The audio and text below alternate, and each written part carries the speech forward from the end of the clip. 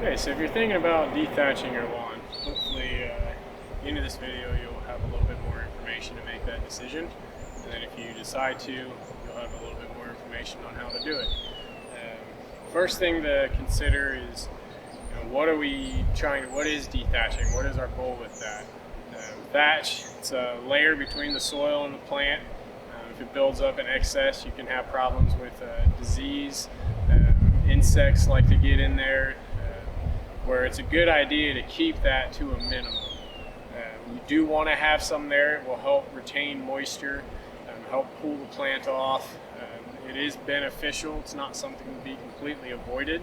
That's where there's not something, dethatching is a practice that might necessarily need to be done every single year, but just as needed. The process of dethatching is removing that layer, trying to get your yard thinned out so that way you can go in with some seed and have a higher quality seed to soil contact. Sometimes when you're seeding, if that layer of thatch is too thick, that seed will get bound up and it won't be able to reach the soil and you won't have any success with your seeding. A good benchmark is about a 1/2 inch thick layer of thatch. A good way to test that, one way we can check, is we have a plug puller. You can set it down, drop it, pull a small section of grass out of your lawn and be able to see what layer, how thick your layer is. On my yard, it's a fairly newer yard, less than 3 years, around 3 years. It's not that much. On older yards, you can see that layer get very excessive, upwards of 1 inch, and it is a good idea to remove some of that to get some fresh seed in there and just help your lawn breathe a lot better. Another way to check to see if you might need to do some dethatching is grabbing something similar to a dethatching rake.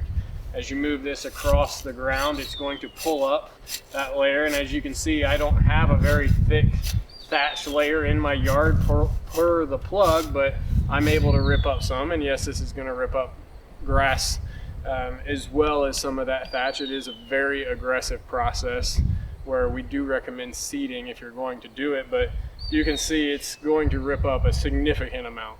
My yard is fairly thick as it is, even though it is fairly young, but you can see this is a lot of material over an entire yard.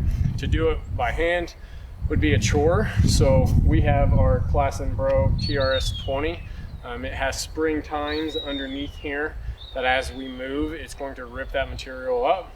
Not super aggressively, but enough that it's going to leave it on top, and we're going to be able to collect it and have a much thinner yard to get our seed down into the soil much more efficiently. So we're going to go ahead and get started on our yard with the Classen. You'll see it is quite involved. It's a lot of work, but it is worth it when the case calls for it.